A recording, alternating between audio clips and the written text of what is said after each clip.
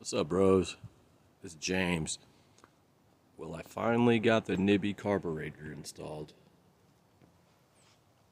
When I used the NIBBI on my 49mm, I had to jet up to about 100. So I started a 100 on this, but it was just way too rich. Ended up settling on an 88, and the slow jet is a 30, or the idle jet.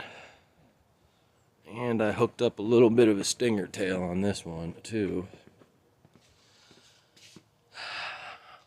Not really for performance, just to get it out of the way of my leg. But I look forward to a video this weekend, guys. It's kind of cold right now. I'm still working on my needle position. Well, later, bros.